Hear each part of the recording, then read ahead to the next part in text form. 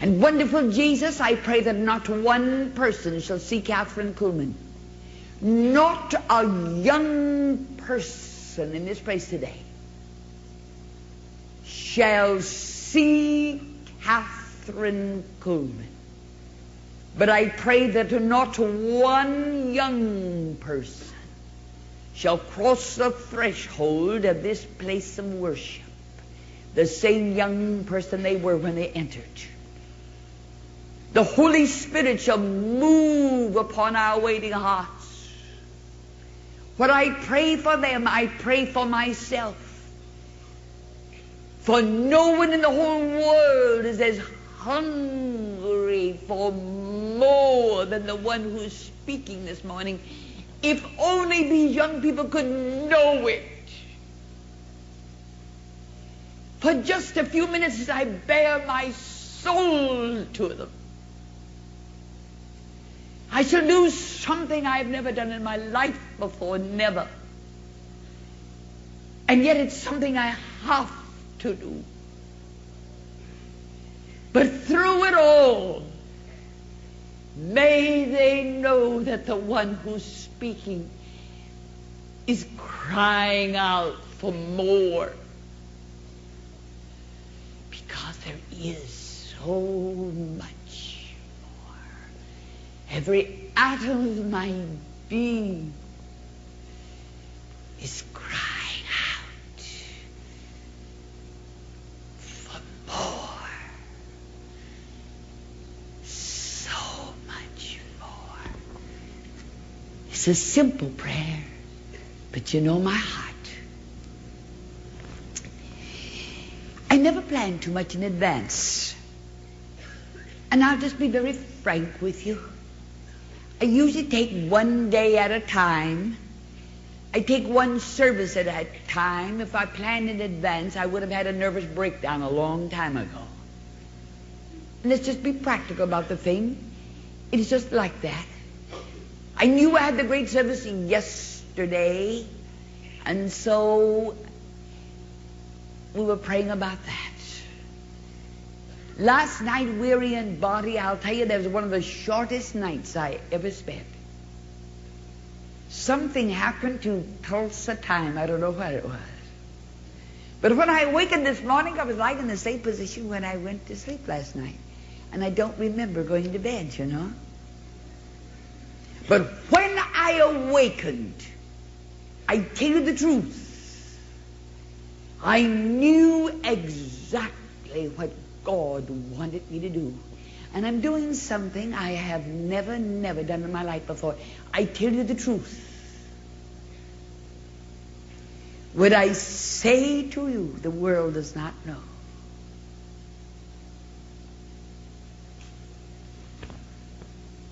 It is something that you don't talk about. It is something you don't tell the whole world. They wouldn't understand.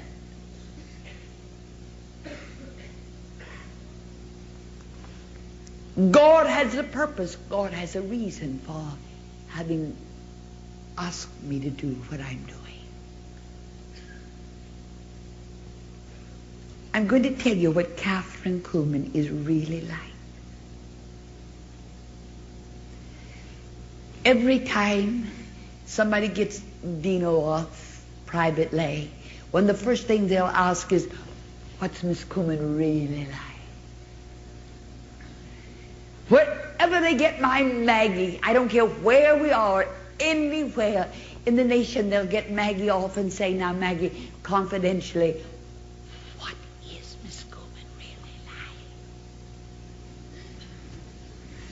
When they get Dr. Metcalf off someplace privately, you know, probably inviting him for just a little luncheon or something, but they're really wanting to know just one thing. Dr. Metcalf, confidentially, what is Miss Kuhlman really like?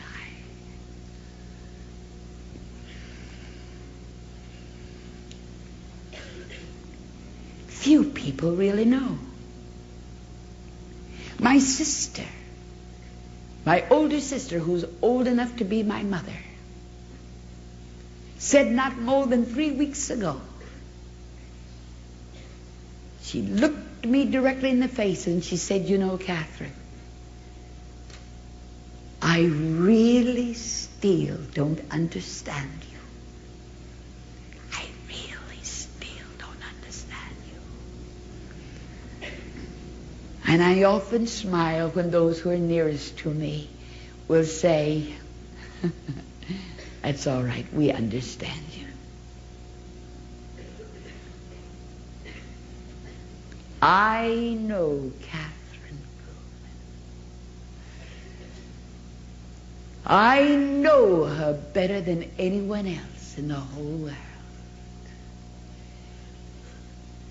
And for just a very few minutes, I'm going to tell you what she's really like.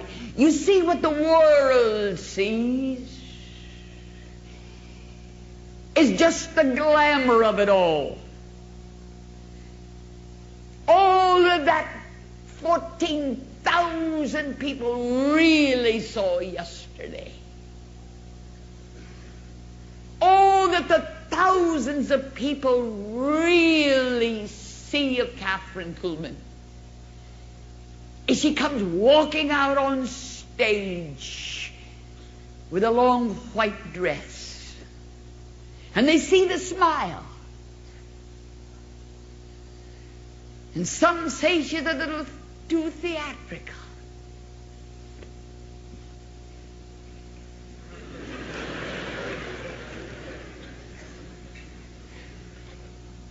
Somebody in the Shrine Auditorium who didn't know who my older sister was, and they were sitting directly behind her. They'd never been there before, and they said, "Don't you think she's a little theatrical?" And my older sister turned around and she said, "I want you to know, I've known her since she was born, and that's just Kathryn." And they see the glamour of everything, and they think it's wonderful. And they think it must be a thrilling life. Oh, it must be a glorious life.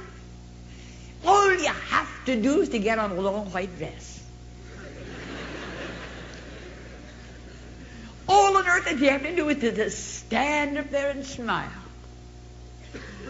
All you have to do is to just do it. I was on a talk show the other day, Dallas, Texas, and I was being interviewed, and one of the questions was, "Miss Kuhlman, what would you say to a woman who would aspire to be a woman preacher?" You know what I said? I shocked the one